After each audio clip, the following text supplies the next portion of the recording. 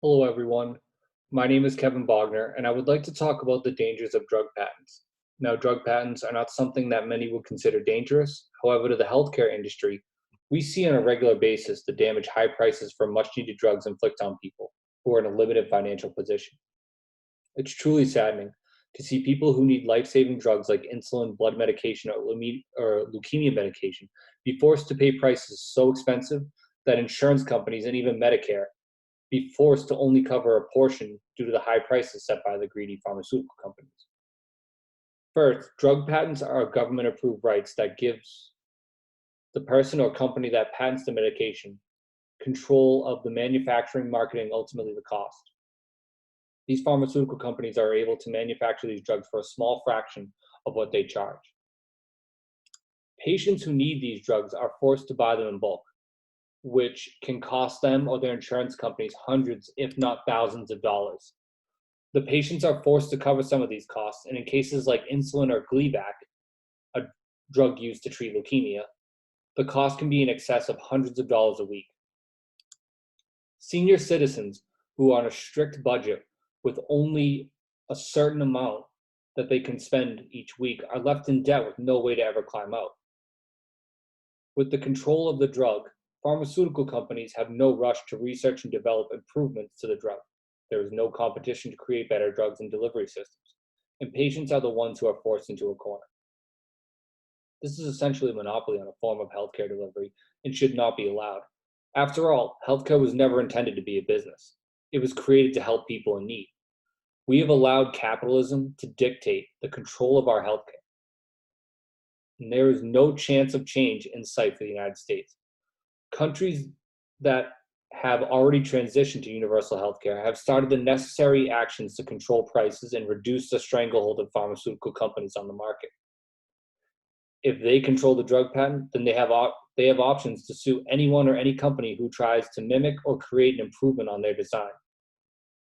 This ultimately affects how we deliver healthcare because we are not improving our delivery systems, specifically through drugs and medication. We all have stakes in drug patents, but pharmaceutical companies have control over nearly every aspect. We are subject to every decision they make, and because our legal system uses prior cases to make judgment calls, it will take changing not only laws, but the Constitution itself, so that it recognizes healthcare as not a privilege, but a right. The stakes for pharmaceutical companies are not superior to a patient's health, but they have the highest to gain financially from drug patents and sales of the manufactured medications. The total revenue made by the 13 largest pharmaceutical companies in 2018 exceeded $500 billion. This places pharmaceuticals as one of the largest industries in the United States. In the United States, there are essentially two laws that protect pharmaceutical companies. They are US patent law and US Food and Drug Administration law. The US patent law is managed by the United States Patent and Trademark Office, which is directed by the Secretary of Commerce. There is very little that they need from the Secretary of Commerce and exercise independent control on most functions, procurements, and budget allocations and expenditure. The FDA is responsible for making sure the drug patents are safe for the public, and it is a very long and tedious process to get a drug approved. This also hinders patent holders from moving forward with drug research and development because it requires time and effort and money to not only improve the drug, but to bring it to the market. Socially, there aren't too many issues from drug patents, except for people seeing a loved one struggle to survive. It can become difficult for people because many are not in a position to financially help, and the other course of action would be to join politics and make a difference there, but we all know how long that would take. Healthcare workers, pharmacists, and insurance agents are the ones who have to talk or look these people in the eyes when they can't afford the medication and know that it is essentially a death sentence. These are the people who have the most contact with people in need, and yet they can't really help them because they don't have any power to make the necessary decisions. Moving on to the ethical issues, I would argue that a drug patent is a crime against humanity. as the safety and well-being of millions of people should be more important than allowing some corporation to make billions of dollars when they have no regard for human life. All major laws are based on ethical beliefs. When we interpret a law, we are looking for ethical belief or standpoint behind it. When it comes to patents, they were made to protect the intellectual property of the inventor. This is a basic right that should be there. However, when it comes to preventing someone from improving a drug for the betterment of humanity, we need to start weighing the decisions we make. The FDA and the US Patent and Trademark Office could still protect the inventor or creator and allow them to collect a small portion of profits. The ethical issues lie within whether people should even be allowed to place a patent on medication. Medication like insulin is something that the body makes naturally, and yet today the price is sky high. The discoverer of insulin, Frederick Banting, felt it was so unethical to make money off the patent of insulin that he sold the patent to the University of Toronto for $1.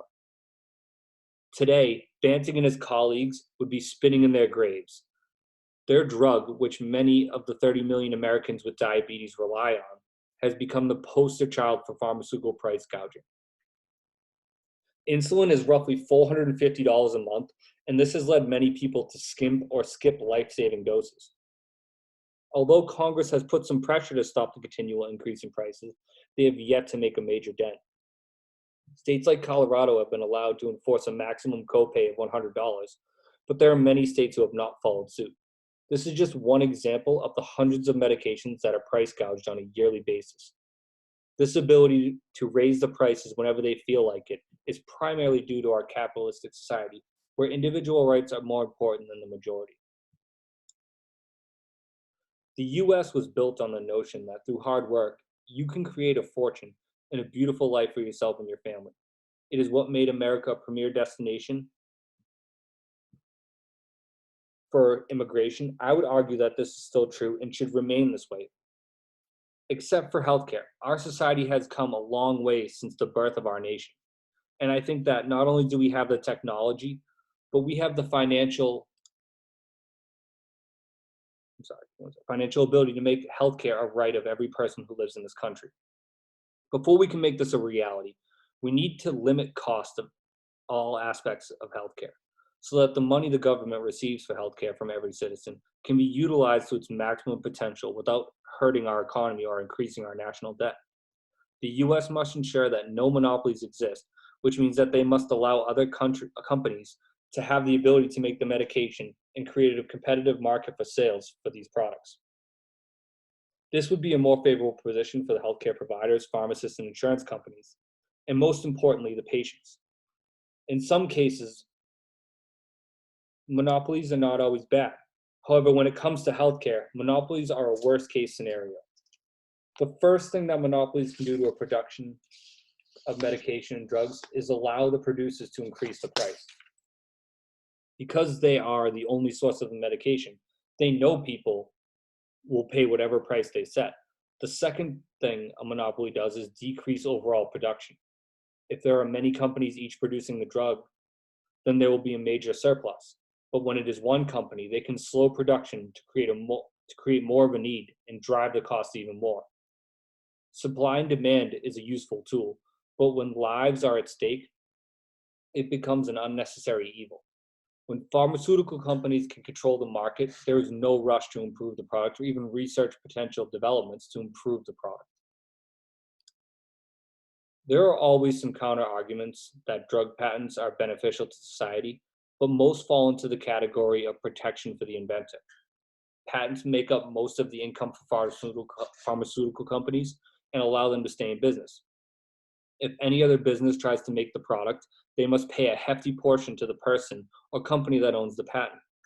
Since they have to pay additional money, the competitors are forced to charge more money to make some profit. This allows the original company to keep their prices high, but just slightly lower and create a stranglehold on the market.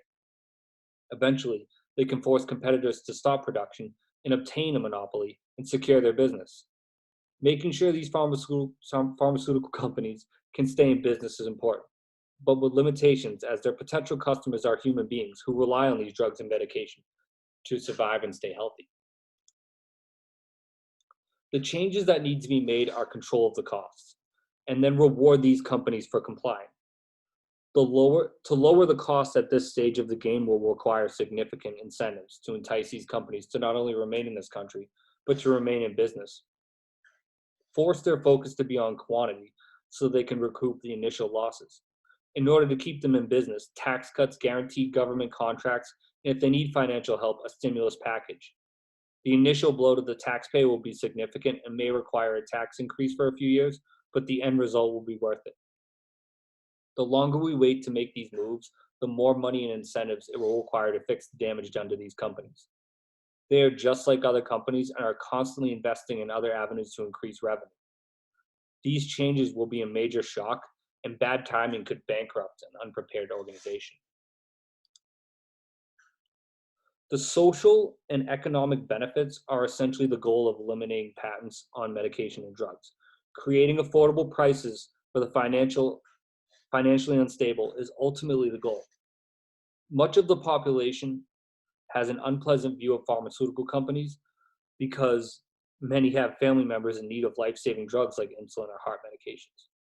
Once prices become more stable, people will begin to look at these companies in a different light, which should give them a huge PR boost.